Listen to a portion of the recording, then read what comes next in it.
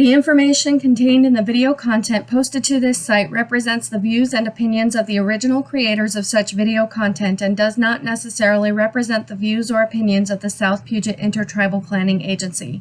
The mere appearance of such video content on this site does not constitute an endorsement by SPIPA or its affiliates of such video content. The video content has been made available for informational and educational purposes only. SPIPA does not make any representation or warranties with respect to the accuracy, applicability, fitness, or completeness of the video content. SPIPA does not warrant the performance, effectiveness, or applicability of any sites listed or linked to in any video content. The video content is not intended to be a substitute for professional advice. Always seek professional advice with any questions you may have regarding the subject of this video content. SPIPA hereby disclaims any and all liability to any party for any direct, indirect, implied, punitive, special, incidental, or other consequential damages arising directly or indirectly from any use of the video content, which is provided as is and without warranties. The production of this video content was supported by a grant from the U.S. Department of Health and Human Services Administration for Children and Families. Its content does not necessarily represent the official views or opinions of HHS and ACF.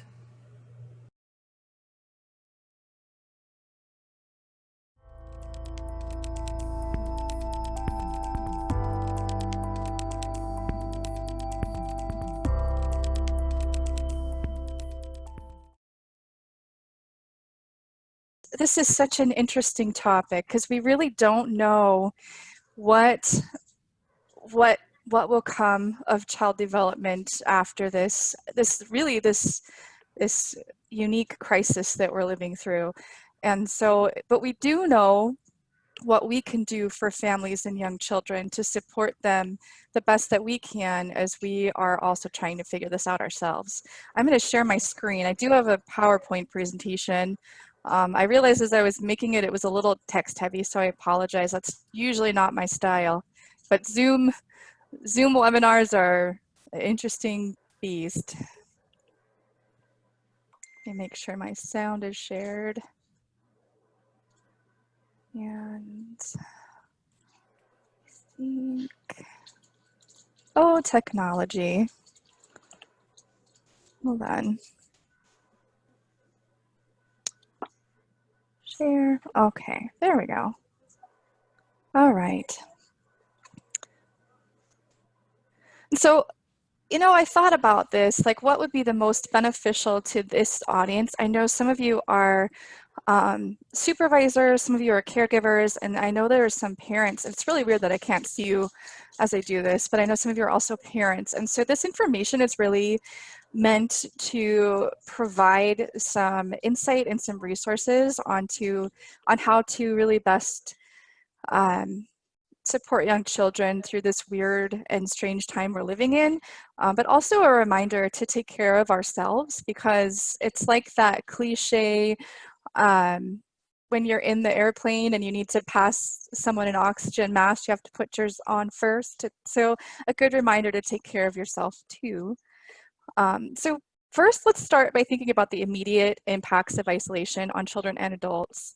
It's important to know that being stuck at home for several months on end is really different for young children in the early childhood years than it is for a 12-year-old. And I'm going to say this a few times throughout this presentation, but when children are between the ages of birth and really approaching middle childhood, so around age 8, they rely mostly for their social interactions, believe it or not, from their parents and caregivers. Those are the most important people in their life. And so that connection to you, to the caregiver, is incredibly important. And then as children reach middle childhood and early adolescence and their teen years, those peer relationships become critical in a teen's mental and emotional well-being. So when normal social connections are at a minimum, some children may begin to feel a loss of overall safety and security because things have changed so dramatically. And adults may be dealing with their own feelings of isolation, which can include loneliness, fear of the unknown, anxiety, and depression. Again, we're living in weird times, and for adults who were already struggling with these feelings before COVID, these feelings of loneliness, fear, and anxiety and depression are enhanced. And it's important that I know for home visitors and for those who are working with families, providing the resources to support mental well-being is critically important. And I'm sure that I've talked to other home visitors, and I know that some have seen a shift in the way that service delivery is happening. I know that you're meeting via Zoom, you're meeting over the phone, you're just now maybe getting back to those in-person visits, but that actually does a lot for that mental well-being and that stability, and having some connection to the outside world, but then also having that connection to resources within the community. You all are doing such a big part. And then right now, I know many families are experiencing economic hardship because of the stay-at-home order. Some folks have lost their jobs. Some are working through food insecurity and housing insecurity, and that stress does trickle down to children. Children know when things are off kilter. They know when something serious is going on, and so right now parents need support too, including housing, food resources, unemployment resources, public clinics. Those are really important resources right now that we can support families in accessing.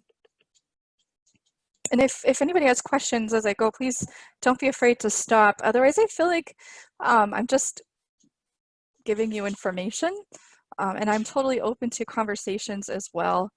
So let's continue talking about this idea of immediate impacts of isolation. So the response to quarantine really is age dependent, and we talked about this just a minute ago. As a parent, it's important to know which responses are natural and which are worrisome. And so some worrisome responses might be sleeping too much or too little, changes in appetite, increased irritability, and this is for the parent and the child. And it's important to have that level of self-awareness to know when we ourselves are not feeling mentally or emotionally well, and how we recognize that in our children too. And then what happens to kids at home matters. And it's important to provide nurturing and consistent care, stay current with health and well visits, which is increasingly challenging as many healthcare providers have switched to televisits.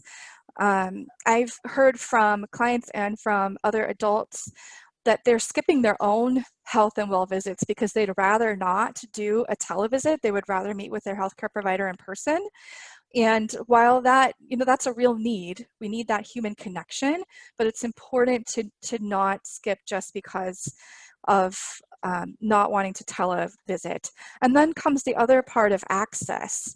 And so if for families who don't have Zoom or can't televisit, now we've really got a new barrier that didn't exist before. And so how do we help clients and how do we help parents overcome that barrier?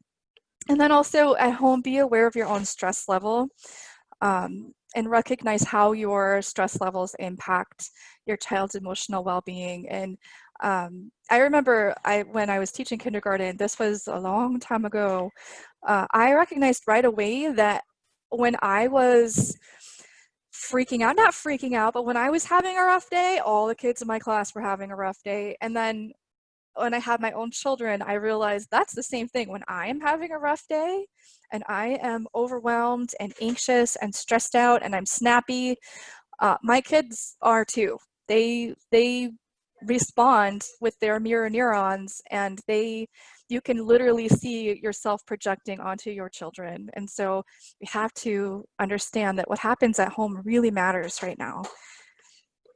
But also with that, we have some hope. Young children are incredibly resilient. Again, like I said at the beginning, we don't really know what's going to come of this in terms of children's social and emotional development on a broad scale. We don't know. But we do know about brain research and about children is that they are resilient. And so I have hope for that. I have hope for the future that this is going to give us new ways to think about development. This is going to give us new ways to understand how children respond to crisis. And so this gives me hope. Children are incredibly resilient. And right now, younger children really need their parents more than they need their peers and friends. That's not to say that they don't need their peers and friends, but when children are in the early childhood years, they rely on their parents, mostly for that emotional and social well-being. And what we know about children and screen time is that virtual interactions are not necessarily effective for young children. I don't know if you've tried to do a Zoom. I'm thinking about people who co-parent. I don't know if you've ever tried to do a Zoom with a 3-year-old. I have, and it is hard to get them to focus on the screen, to have a Zoom visit with their other parent. It's incredibly challenging. But it is important to try to maintain those interactions, but it's hard. But children in middle childhood and early adolescence really do rely on their peer relationships for mental well-being. And so if you're a family of multiple children and you've got children ranging in age from infancy to middle childhood or teen years, you're really having to think a lot about the needs of that range of age of children in your home, and it can be overwhelming. But just recognize your younger children really need that parental support. Where for older children, what ways are you providing access to peers? If you don't have peers in your community, if your children are needing to have I don't know, social media access, which is its own tricky game sometimes. But how are you supporting that range of ages and their children's social and emotional well-being? It's quite a challenge for families right now. And so how does limited social interaction affect young children? So socialization matters. It's hard to know the lasting impacts of limited social interactions, but again, young children really need their family and interaction with their caregivers. And some families have access to childcare, or maybe or have that existing community where their children are getting to see other adults, other children. But when that's not possible, I know some families have lost childcare during this time. They've lost employment, and now some are really truly home together every day. Muted. Sorry, that was my fault. Oh, okay. Am I back? Yes. Okay. So oh gosh, I'm sorry. I lost my train of thought. For those that are isolated together, so I'll just give myself as an example. I'm working from home for the foreseeable future, probably until at least April. And my children are home right now with limited access to their peers. It is so much togetherness. And I remember in the beginning, the feeling of social isolation, being stuck with my kids as a parent, is stressful. It's stressful because now I suddenly feel that I'm the one entertaining them. They're laughing at me right now. They're at the table. That I have to provide the entertainment. I have to make sure that education's on point. I have to make sure that their needs are being met and my own. And we aren't getting out of the house, and that is stressful. And so those limited social interactions do cause stress for children and for parents. And so finding ways to get outside of the house, even if just to go for a walk, is incredibly critical to our mental well-being. But socialization can happen within the family unit. Making time for game nights. My teenage daughter this summer, yes, I'm talking about you, Ash. She started, they're laughing at me. She started doing she did a family movie night a couple of times, and then we did family game night. And you could do the same with young children. Just making that intentional time together to bring some comfort and some reassurance that, you know, this is not normal, but we are okay.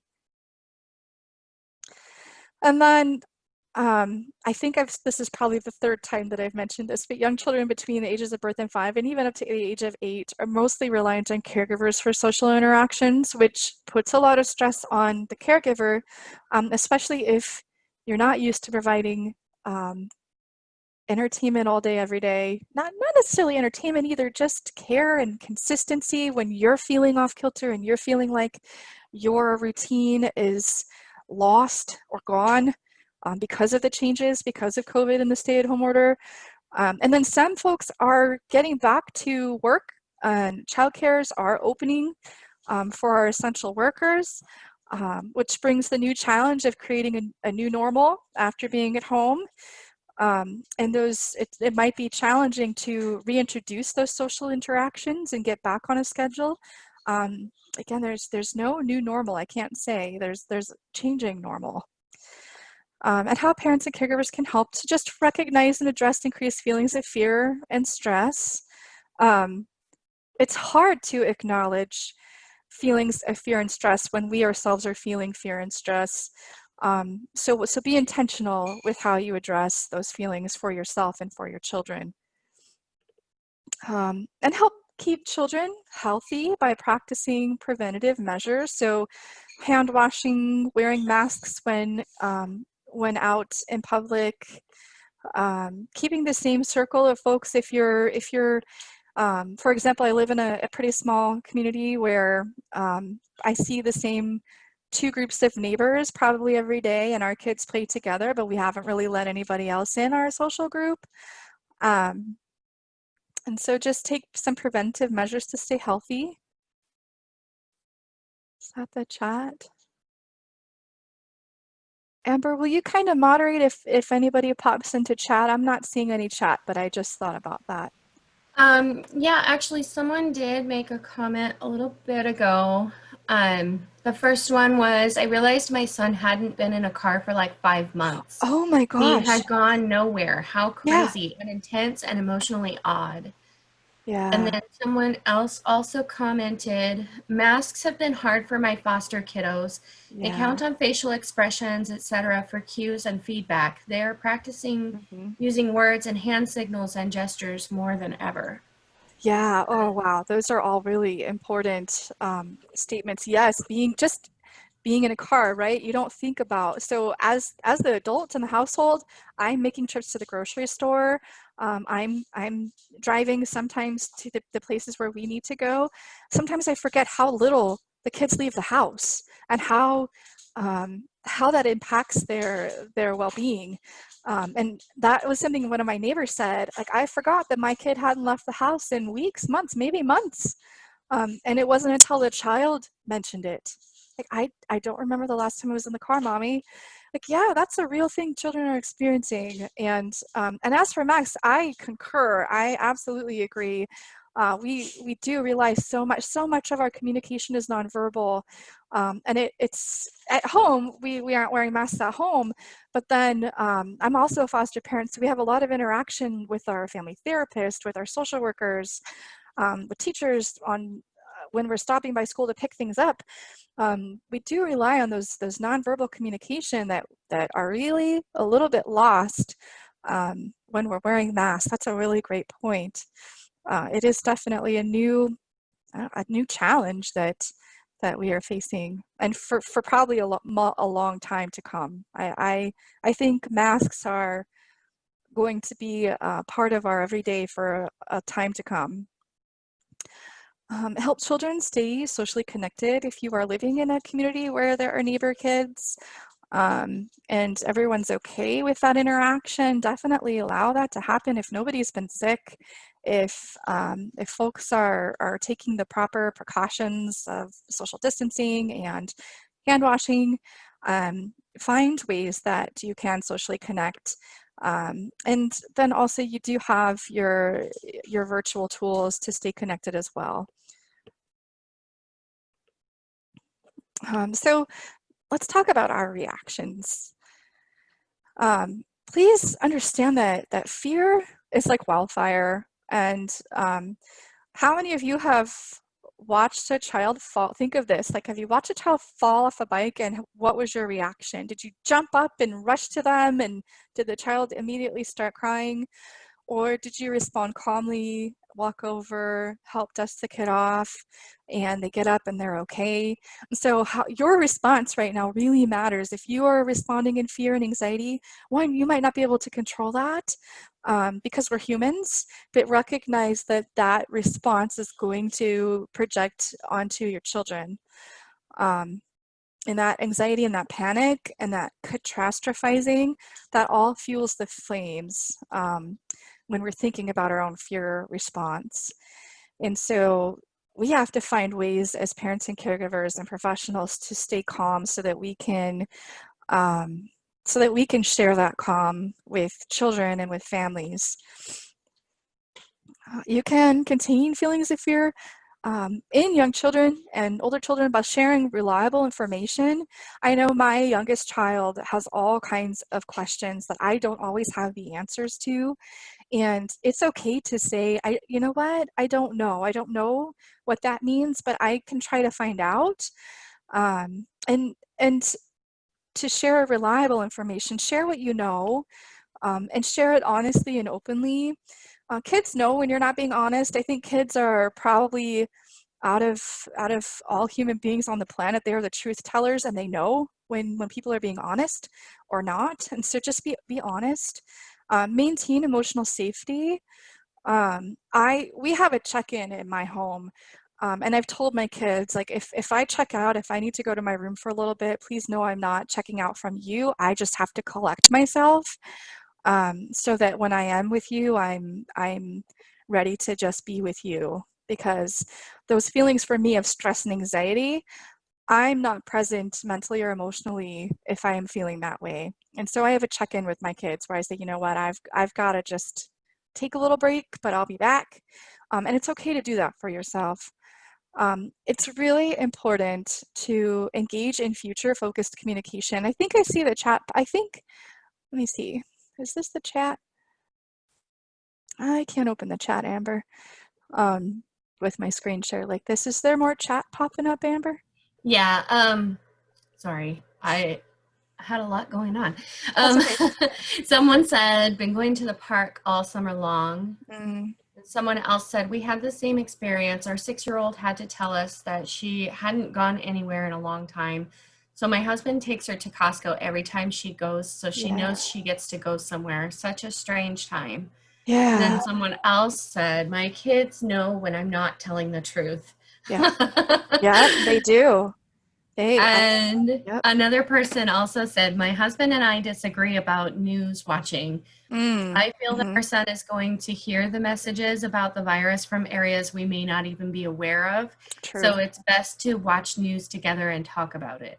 Yeah, I learned this the hard way. My children are older, so in terms of access to media, our older children, the ones that are connected virtually via their phones or their tablets or even their computers, they are getting information that we don't always know they are getting. And there were some events in the news back in March and again in May where my kids knew what happened before I even did. And then there was a recent Facebook catastrophe. It was awful, and it's not worth mentioning here, but my kids saw it, and it's something I could not protect them from. And so because I have very loose, they have access all the time, and it's something that you don't think about until after the fact. And so just be thinking about that. In what ways are your children accessing information? How are they seeing things and hearing things? And as a parent, yes, we want to try to moderate and mediate and make sure we understand like what our children are consuming, but sometimes we just don't know. And so in those times where you can control that, I think we have a responsibility too, because we are also trying to keep our children safe from false media and things that can cause them confusion and harm. And so, but if they are seeing and hearing things, Are we clarifying? Are we stopping to answer their questions? Are we putting truth behind what they heard or saw? It's all really important. And then you don't always think about the TV that's on in the background. Our kids are picking up on what's on the TV even in the background. That's a really important point too. And let's get back to this idea of engaging in future-focused communication. And this is different literally for everyone. And I was talking to a therapist about this just a couple of weeks ago, and she was sharing that she has clients who can only forward think and are so immersed in future thinking that they are not present right now. They're more worried about the future. And then there are clients who cannot think past the minute, second, day, and cannot forward think. And then there's folks who are in the happy middle who can accept that this is reality right now, but it won't always be like this. And so it's important to engage in healthy future-focused communication with our children, and talk about the things that give us hope. Oh, what happened? Did I hit the wrong? There we go. So children do react to the emotional state of their caregivers. We talked about that. Give children space to feel their feelings. Sometimes children's feelings make us uncomfortable because we don't know how to respond. But the best thing you can do is give them space to feel their feelings and acknowledge them. Think about how you feel when someone has acknowledged your feelings. You're like, okay, somebody hears me, somebody understands me. Children need that too. They want to be heard and they want to be understood. And so just make space, and recognize that children are feeling anxious and overwhelmed and stressed right now. Routines are completely out of the ordinary, and they're feeling that. And then also make time to feel all of the happy feelings right now. For many, this has become an opportunity of togetherness that you didn't have before. I know for my own family, we were on the go 24/7, and I maybe saw my family 3 nights out of the week, and barely on the weekends. And now it's so much togetherness. And so we try to find, I don't know the right words, maybe the gift in that too, and acknowledging this is a time in our lives that we might not get, that we won't get back. And how are we acknowledging that gift of time as well? Listen to the story behind children's feelings and acknowledge it.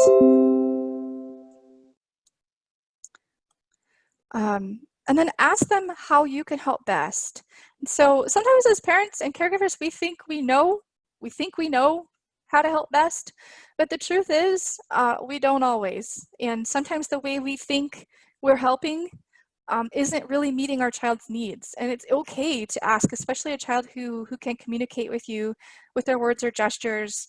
Ask them, what do you need? How can I help you right now? Is it a hug? Do you need space? Do you need an activity? Do you need to watch a movie to calm your mind? Do you want to listen to some music? Ask them what they need. And then what to expect. Not all children respond to the same to crisis. I have experienced some children in my own life who are just going about their day. They're like, this is it, this is life, we're good. And then some children who are confused and scared and worried. And then some kids who are maybe even a little bit relieved to be home because school was maybe not a safe place because of bullying, or because it was a challenging place to be. But not all kids respond to crisis the same, and to recognize that we also don't respond to crisis the same. And so when I think about even the difference between my husband and I, like I get very out of sorts when my schedule is off. Like it throws me through a loop, and he is very like, I'm going to keep a consistent sleep schedule. I'm going to do something the same every day. And he's definitely responding to this very differently than I am. And I'm like a new person every day. I've got to figure life out every day as it comes at me. And kids are the same, and recognize that they're all experiencing this differently than we are too. Children may worry about their parents' safety. Maybe you've heard your own children worry about you, about grandma or grandpa. because what we hear in the news and what's happening with COVID is who is getting sick, who are the ones that are falling victim to this virus. It's our elders, it's parents and grandparents and aunties and uncles. And I know from my own family, my youngest son was constantly worried about his grandmas. And he wanted to talk to them all the time. So we did a lot of FaceTime and Zoom, and now we're to a point where we are seeing them in person. But recognize that worry can be pretty consistent for some children, especially if they're not seeing the adults in their lives frequently that they were seeing before. Children might have emotional outbursts or disruptive behavior that is not typical of them. And like that, some children who are sometimes more outgoing may withdraw. They may engage in attention or connection seeking behavior, right? When we feel uncertain, or if we feel when we know things are out of our control, we seek connection just as human beings.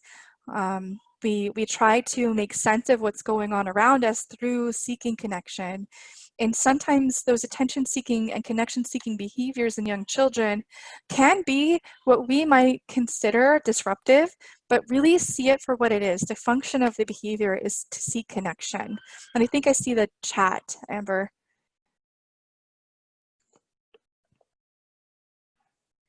Maybe? Maybe not? Yep, there we go. Sorry, I was muted. That's okay. Someone said my nephew got the virus and my kids were so worried about him. Gosh. I had to FaceTime with nephew daily with my kids so they can see that he was okay. Yeah. That's scary. It is, yeah.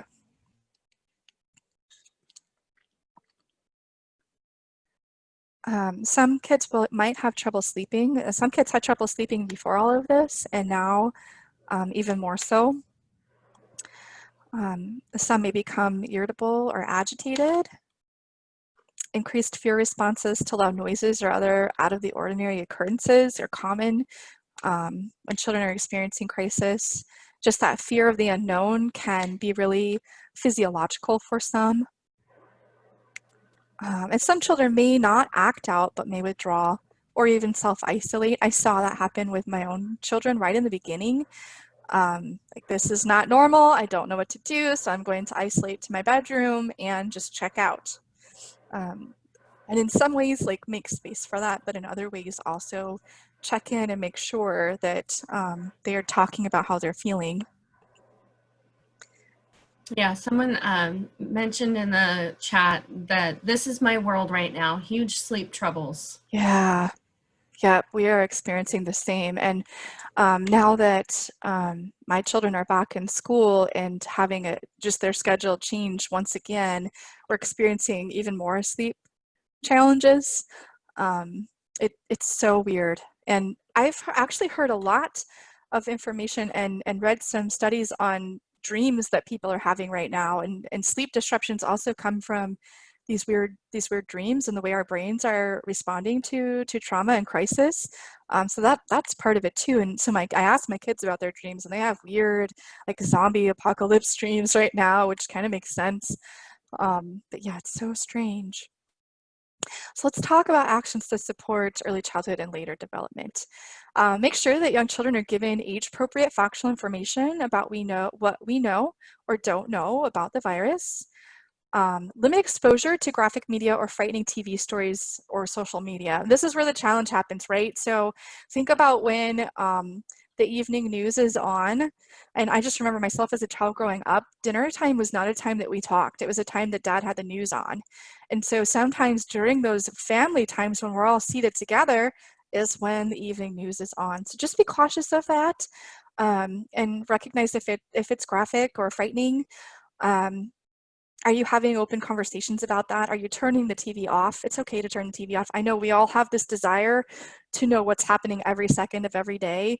We are used to being inundated with information. It's okay to turn the TV off. It's probably even good for everyone. Talk with other adults when you're processing your own fears. That's why I have this picture here of these two gentlemen talking. It's okay to talk to our children about our own fears too, but if you really need to process your fear, do you have an outlet? Do you have someone that you can speak to? to share your fears and worries with, who can help you sort through. It could be a therapist, it could be a friend, it could be your parent, your grandparent, your auntie, anyone that can just help you process so that you're not allowing that fear and anxiety to project or spill over onto your children. But it's important that we all have that, someone to share what's going on with. And then talking to your children about the coronavirus. Help children create their mental stories to put to rest irrational fears or scary events. You can help create these mental stories by asking questions such as, what is your child's story of how COVID-19 has changed their life? Have that conversation. How was life before? How is life different now? What's good? What's not so good? Where do you see the future? What do you see changing? What do they miss most about the things they currently cannot do because of the restrictions? It's okay, it's normal to talk about that. And then what feelings are they experiencing during the stay-at-home order? Are they sad? Are they lonely? Are they missing their friends? Are they, oops, sorry. Are they happy to be home? I think I've experienced some of my own children happy to be at home, but allow time to talk about those feelings. Ask them, what are 3 things they look forward to doing when the restrictions are loosened up? For me, this is really incredibly challenging. I found that I am having trouble with forward thinking. I feel that I am stuck. This is the day-to-day. This is my new reality. And so talking about the things that I myself look forward to helps give me hope. And when I allow myself to have those conversations and invite those conversations from my children, we find this common shared sense of hope and forward thinking. And again, I think I said this a couple times, provide children with reliable information. I think I see the chat. Yeah, there's 2 comments. There was one that said, my kids really miss schools and friends. Yeah. And then someone else said, we aren't so good about forward thinking right now. It is really hard. I have to say, it is incredibly hard. Nobody in our generation has lived through something like this. And so we're experiencing this together as adults and with our children. And so when our stability has been removed, our sense of security, our everyday reality has been so far displaced, it's hard to think about what the next day will bring, let alone 3 months from now. But it's important to make space for those conversations and to share.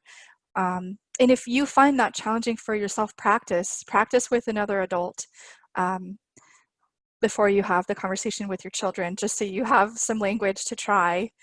It's important to have those conversational partners right now and to share experiences with and to practice these conversations with. So when I'm thinking about these questions that I've posed to help children create mental stories, I think we really need this too. We need to think about how COVID has changed our lives as adults. What are the things that we miss the most? What are we experiencing? What are not waiting. Yeah, so it's very important that we ask ourselves these questions too. But these mental stories, when children, I just from working with young children, when children have these mental stories and this almost script that they can share again and again just to themselves, it creates a sense of well-being, a sense of things are going to be okay. It helps us sort our thoughts. It helps us sort our experiences. But first, I think it's important that we practice asking ourselves these questions. All right, there is definitely safety and routines. The one that I've posted on the screen is a little bit ridiculous, but I am a very visual person, and I used to have a daily schedule written, and I actually have one in my journal that I didn't bring downstairs that I was going to show you. I do have I'll show you when I stop sharing the screen. I'll show you the way that I organize my schedule, and it's just for me as an adult. But doing this for your children is so important. there is a lot of safety and routines. And so you can see it's kind of small print on the screen there, but do you have a wake up time? Do you have something that you do every morning that's the same? Do your children do they get up and have a bowl of cereal every morning? Do they wake up at the same time? I sit and drink a cup of coffee for an entire hour because I have to. Then there's academic time for those that are virtual learning right now. There's probably a set time that kids have to be online, and that is its own challenge. Do you have time for creativity? Are meal times set aside? How are you engaging in household chores? We're stuck at home, right? So are we sharing chores with children? That's really healthy. Do we have a quiet time? Do we have time to get outside? So just having a daily schedule can provide a lot of sense of security. We need dependable routines. You can create a daily routine for your home. Maintain a bedtime. This has been so hard for me. Like, I used to be really great at going to bed at a certain time, but now I find myself, when I head to my bedroom for the night and I've said goodnight to the kids, that is my time, and I need that like mental quiet, and I end up getting immersed in things, and before I know it, it's like 2 o'clock in the morning, and it's not great. So try to maintain a bedtime even for yourself. Make hand washing a part of your daily routine. This is a part of our new normal. Now, those of us that have worked in childcare our whole lives or have worked in schools for forever, we hand wash all the time. It's part of our everyday. But for some, this is new. Like, now we're washing our hands when we come inside from going to the grocery store, or just any time that you leave your home and come back, or when you're out and about. Do you have a visual schedule? Do you stick to it? And, schedules are some people do well with schedules, and some find it burdensome or cumbersome to have a written schedule. Like, okay, if I don't make it to this checkpoint on my schedule, I've failed. But don't do that to yourself. If this is something that provides a sense of security or normalcy, then do it. If you need something less restrictive and just like okay, I'm going to wake up at this time, I'm going to eat dinner at this time, even something like that, give it a try. Go outside, take a walk. It's okay to play outside. I remember in the beginning when parks were closed, it was very strange to go outside. It was almost like we were doing something naughty or dangerous. It was just going outside for a walk. But now we see people outside and about all the time, and it's really good to just get out. Limit your screen time. We are on computers more now than we ever were, and children have access to tablets, phones, computers, TVs. There's probably, if you counted the screens in your home, think about how many screens are in one room. And so make intentional time to turn your screens off. Technology does not replace time with real people. Is there any chat, Amber? Yeah, there was actually some really good comments in here. Trying to find where I left off. Someone said, I love the reminders to forward think. Thank you. Mm-hmm. Another person said, I'm pretty sure I've said a few times in earshot of our son that, hey, I am just trying to live through the day. Yeah. And I can True. feel that. Yeah. Another person said, one of my kids says they miss going places without a mask. Me Yeah. too, sister. Yeah. Yeah. And one more person said, my 3-year-old has a birthday coming up and I have no idea what we are going to do. Yeah. We've had all but one birthday in our home. There's 6 of us in my home, and we've had all but 2 birthdays since this has gone down. And it is so weird. And I feel like I'm fine. I'm an adult. I can handle it. But I feel for my kids who are used to having friends over on their birthday or seeing family. It just has changed how we do our celebrations. And for some, those family celebrations are so important to who we are. And it just seems like it's been removed. It's hard. Yeah. My little cousin Faith had her 5th birthday last month, How is she 5? She couldn't have her friends over, and so it was her and me and my parents. And poor thing. Yeah, kids are they're gonna remember. Kids will remember the special things you do during this, and so do make those celebrations special, even when it's not the same. Yeah. So then someone else said, I'm worried physical touch will need to be relearned. Handshakes, hugs, etc. At Yeah, home. It is comfortable and safe, but in public, all touching is off limits for safety. weird. Yeah, Um, Another yeah, person said bedtime is 7:30 even on weekends. smart. Works for Yeah, me. I would love yeah. to go to bed at 7:30 if I could sleep through the night. Yeah, we are a family who loosens up the bedtime restriction. I don't know. We loosen up our bedtime on the weekends, but we find that we all still kind of maintain that because for whatever reason, it just has become, there's no, anybody else feel like there's not weekends anymore? Like we're still logging Uh-huh. into work. We're still, my days blend together. It's all very strange. Now, self-care for adults is really critical right now. If you were just like I said at the beginning, like that cliche oxygen mask on the airplane scenario where you have to put your own oxygen mask on, this is true for any situation in life. You have to take care of yourself if you are taking care of others.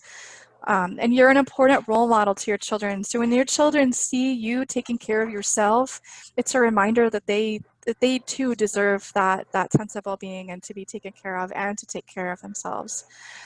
Take breaks in your day. Share how you take care of yourself with your children. We like to talk about taking baths. We like to talk about going for walks. My husband has incorporated daily dog walks, which we have 2 dogs, believe it or not. We were not daily dog walkers. And my husband, bless his heart, he picks a kid each day and says, "You're coming with me." And they don't even argue. They're like, "Okay, let's go." And they go on a walk with the dogs with him. And it's pretty awesome. Yeah, we have Stay. a few more Oh, good. Yeah. comments too. They started rolling in. Nice. In regards to your hand washing thing, I had said, or if you have a mom like mine, because I don't know if you remember coming to my house when I was a kid and walking in, and my mom was like, "Wash your hands." It didn't matter what we had been doing; it was always wash your hands. Yeah, and that's a true, now I can't now I can't enter a new place without washing my hands. Like my brain automatically goes to wash your hands. And we started the way we use hand sanitizer. It just all has become a part of every day. Stay mentally and physically active. Find things to do that keep your mind and your body busy. Um, Staying stagnant mentally and physically is not good for your overall well-being. Even if it's just a short walk to get the mail, even if it's taking an hour every day to read a book or to play a card game or to engage in an intellectual conversation with somebody with like interests. So just try to stay mentally and physically active. Maintain your social relationships and connections the best that you can while maintaining physical distance. If you have the means to FaceTime or to chat virtually with your friends that you can't see in person, or with family members who maybe it's not safe to see in person, make sure that you're making time for that. It's easy to self-isolate. I've found during this time, it's easy to get so stuck on the feeling of isolation that we forget to reach out to the people who care about us. So make sure that you're making time to connect. Hold on to hope. Future focus really does bring hope and healing and can promote our own resilience and well-being. And so even if you find that you're not a future thinker right now, be intentional and say what, like that question on the slide previously, what are 3 things that I look forward to when things start loosening up? I hesitate to say get back to normal because I don't know that things will ever be back to normal the way that they were. I think that our lives have changed for forever. But what are 3 things you look forward to when stay-at-home restrictions loosen up? For me, I know for my kids, it's that return to school. And for me, it's return to my job the way that it was, which might not be the same ever, but returning to campus and seeing students in person. Getting to see, I haven't seen my extended family since March, which is really hard for me. We've missed family celebrations. So try to do that for yourself. What are things that you look forward to? And hope is healing and really can make a difference. All right. I threw this slide in here because I think that some families and some of the staff here are engaging in virtual learning right now with their school-age children. This one's tough for me because I am a certificated teacher and I am a college professor, and to me, this staying engaged academically is important. But just know that it can also bring a great deal of stress to children. Make a designated space for learning. My children in the spring, we had them sit at our dining room table and they distracted the heck out of each other. And so now they each have a desk in their rooms. My boys share a room, but the girls each have their own room, and they have to bring their media tools downstairs. Their phones, their tablets go on the table until school is over for the day. And they have a dedicated space for learning. We do try to limit screen time outside of virtual learning. The TVs are off most of the day. They're laughing right now. I don't know what they're laughing about, but they get their phones after their homework is done. They get their tablets and media back after chores are done. They have to do one outdoor activity. I feel like, I swear I'm not a prison warden. They have to do physical activity. They have to go outside at least for an hour to get some fresh air and some vitamin D. Offer plenty of breaks. It's okay to pause. It's okay to turn the computer off for a little bit. It will still be there the next day. Keep the work. This one's really important. If I were to offer any virtual learning tips, it would be this. Keep the schoolwork, more about the child and less about the completion of assignments. Who is that assignment? Who is serving who? Is the child serving the assignment, or is the assignment serving the child? And if there's an increased amount of stress, some stress is good, don't get me wrong. Some stress in learning is really good for the brain, but some stress is not good. And so recognize who the assignment is serving. Is it serving itself, or is it serving the child? And if that assignment is causing a great deal of undue stress, it's okay to put it away. So those are my general tips for virtual learning. Stay connected with teachers, connect with other parents if you can, to see, are you getting the same information? Are you understanding? I know for us, my next door neighbor's son is in the same grade as my youngest child. And so when we have technology issues, we check in like, hey, is your Zoom meeting down? What's the password? So we have someone to kind of bounce that off of. Stay connected to teachers, and there's no right or wrong way to do this right now. Like, truly, there's no right or wrong way. We're all just doing the best we can. I truly believe that. I'm going to just do a quick check on the chat, Amber, and then the last slide I have is just some resources and a quick video. And actually, wow, we made it to time. So is there any in the chat, Amber, before we? Yeah, there's quite a few comments about celebrations. Let's see. One person said their son's birthday is next week and everything is closed. Yep. Another person said birthdays are tough, big family fun, as if the friends are there have gotten us through.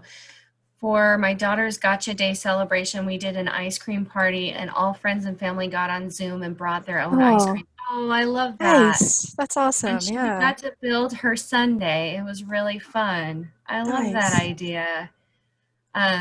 We did an online paint party for our foster son so he could invite bios and friends. And it went great. And someone else said, love the paint party idea. That does sound like a lot of fun. Awesome. For our son's birthday in July, we asked him what he'd like for special things, knowing that we can't see other people. So he chose some pretty cute stuff. Noah's Ark Burgers in Bremerton, which I live so close to that, and I've lived in this area my entire life, and I've never eaten there. I don't know what's wrong. So good. Their milkshakes are the best. Swim in the soft-sided pool we got for a steal before they sold out at Walmart, and watched a movie together. That's so awesome. Yeah. Some friends have done car parades with signs and gift drop-offs, a treat bag pickup. Car parades are so sweet and very cool. Will tell on myself though, organizing a car parade was stressing me out. Mm-hmm. And online classes are not easy. Oh, I really believe that. yeah. Space for learning is important. And one more says, my niece just had a baby, so we did a drive-by baby shower and open presents Facebook Live and did raffles on the live. That is so fun. You guys are so Nice. creative. I'm going to share just two resources. I think I'm going to pass this video, but I will send these slides to Amber or to Julie if anybody wants them. But I did put two resources in here. There's this great video on supporting children during the pandemic, and it kind of just goes over again what I shared. For children and adolescents. Sorry. So if that's a resource that you're interested in, it is there. And I think did I stop my screen share? What do you all still see? Do you still see my presentation? I still see it. Okay. And then the other, I don't know how to get to my, or remove that. I can't close this without, I'm afraid. Okay. And then I have this other resource, this 0 to 3 resource. 0 to 3, I'm sure that the caregivers and home visitors are very familiar with the 0 to 3 resources, but this has a great deal of information for parents and families. Can you, do you see when I hit the link, or do you still see my slide?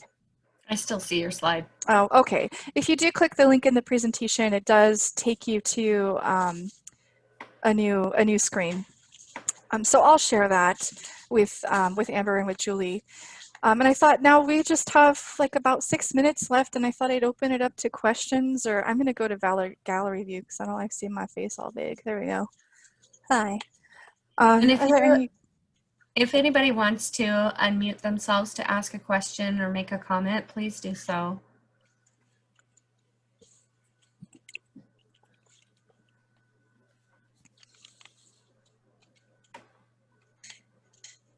I just want to say how important the schedule thing is and the reminder to stay on that schedule, because it really does help the kids. And And I will second that, because I loved all these wonderful reminders. It's so important. But the summertime, even though it was crazy, it was, I think summer, like, it didn't breeze by, but it was a weird summer. But that it's usually pretty loose in the summer. You know, we don't eat at the table. We watch too much TV. We don't do those things. And then my husband was like super on it about wanting to like at least have like dinner at the table like a couple times a week, like we did in the old days. He'd say the old days, meaning like pre-COVID days. And I was like, okay. And so we actually tried to have. So last night we had dinner at the table, and it was like a normal weeknight, even though no one's like physically going out of school, but sure, our son's day is packed, and, yeah. But it was actually comforting to even me, where I was like, oh yeah, it's almost like a normal day, like a normal evening. And it was, Yeah. with the dog looking at us, asking the dog, the same whole thing, and that was very nice. It was almost as if COVID didn't exist. Oh, yeah. So in those moments, it feels right. Yeah. Yeah, someone in the chat says, does anyone know how Halloween is going to be this year? And I think the answer to that is no. No one knows anything right now. We're just going to wing it, I guess. I know. I thought about doing a little, like coordinating a neighborhood thing where the adults get dressed up and go out and like leave candy at the doorsteps for the kids, but I don't really know my neighbors, so I don't think I can make that work. I know. I think this might be the year we all rethink. Yeah. I think I heard somebody. I saw a really, I didn't read it yet though, but it was a kind of eye-catching about Halloween and all of the article yesterday morning about I think someone is. They're suggesting people not go out and just to do home activities.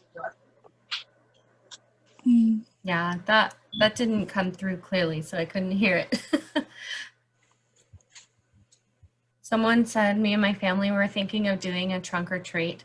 Another person said Elks and Bremerton, if you are in that area, will be having a drive-through.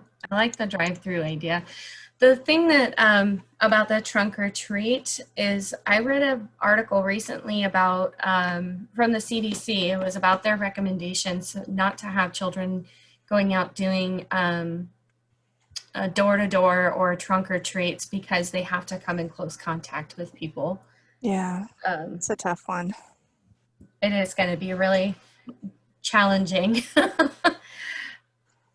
Yes, because all of these are related to things that we just hold so dear that are important, right? So I know I'd seen that CDC list too, and kind of had suggestions of ways to make, because there's more than even Halloween. You know, we have Rosh Hashanah, we have a bunch of things that really involve us not only being close but eating together, so a lot of redefinition of what to do. And so I have to go back and look at what the CDC was recommending, ideas and just opportunities like this right now, how we're talking about it, because other parents, I have no idea.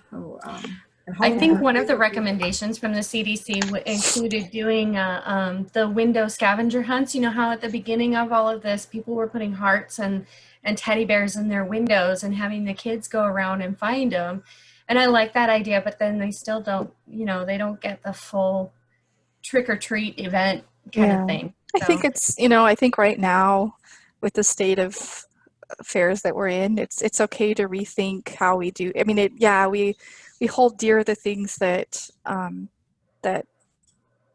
bring us that sense of normalcy, but then finding new ways to engage and make it different and fun. Maybe it's an opportunity. I don't know. Yeah. We've kind of come to the end of our time, and I just wanted to take a minute and say thank you to everyone who joined today and who has taken time out of their day to access this information. And I know a lot of it was probably common sense and things that you've already thought a lot about, but I think the more that we take time to really think about how our lives have changed and how our interactions with young children are just critically important right now, and just to keep having these conversations and to find ways to have hope and be forward thinking is really important. So thank you for taking your time today. It was nice to see all of you, and I hope you have a great weekend. Thank you.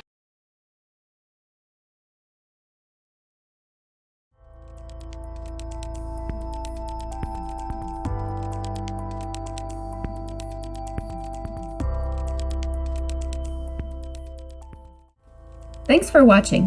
This presentation was hosted by the SPIPA Healthy Families Program and SPIPA Workforce Development of Kitsap and Pierce Counties in partnership with Leesa Thomas, Associate Professor of Early Childhood Education at Pierce College.